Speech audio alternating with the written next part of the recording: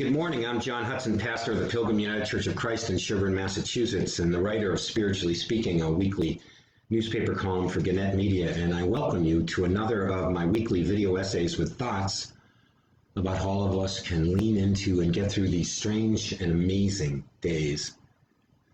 Groundhog Day.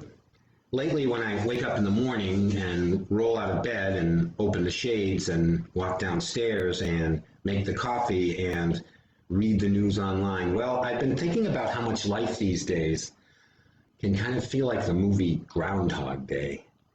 If you haven't seen it, the film tells the story of a shallow local weatherman named Phil, who, while covering the emergence of the groundhog from his hole in Punxsutawney, Pennsylvania, Phil keeps waking up on the very same day, over and over and over, reliving it, unable to escape that one day and make it to tomorrow until Phil changes the story of the next day and becomes a better man, a good man. Finally, he gets to move on to tomorrow, to a brand new day. And why? He changes the story. He changes his story. And so he escapes the loop of reliving Groundhog Day. Changing the story of tomorrow by changing ourselves, mixing it up, breaking the cycle.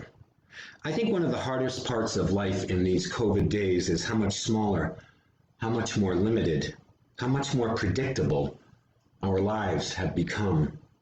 To limit the risk of exposure, to be safe, we are limiting our lives. No more commutes into the city or lunches downtown or dinner out with friends or playing pool at a bar or catching a movie at the cinema or going to church in a real church. For many, life can get to feel like Groundhog Day, the same stuff repeated every 24 hours. Or maybe not. If we change our routines, change our habits, change the schedule, just change something, anything.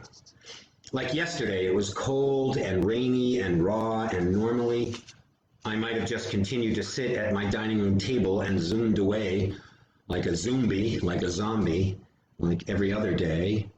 Or I could take a walk with a parishioner and just use an umbrella, change the story.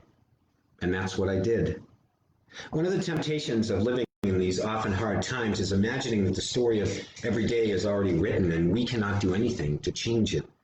Change what we fear, change our worries, change what we do in our routines, change how we are feeling, our emotions.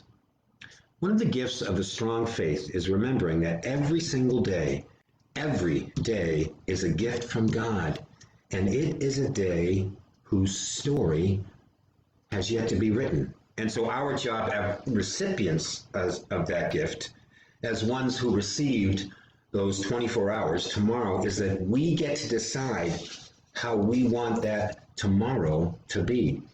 What attitude we will bring to tomorrow, what new thing we are willing to try, like walking in the rain and listening to the pitter-patter of drops on leaves and listening with care to another, or trying a new delicious recipe, or walking on a new hiking path, or playing a new game with a family, or reaching out to someone you haven't talked to in a while. Just escaping Groundhog Day. We don't have to be like Phil, the weatherman. Today is today, but tomorrow the story is not yet written. What will you do to change that story, to change your story, to grow, to mix it up, to take a risk, to see the next 24 hours as an exciting place to visit? I pray the story you write with your one life will be a beautiful one. Thanks for joining me. Our church offers worship every Sunday morning on this Facebook page at 9:50 a.m., and we invite you to join us. Take care, and I pray that you and yours and your loved ones and all of us, that we can keep the faith, be well, stay safe, and God bless all of us, and God bless our world.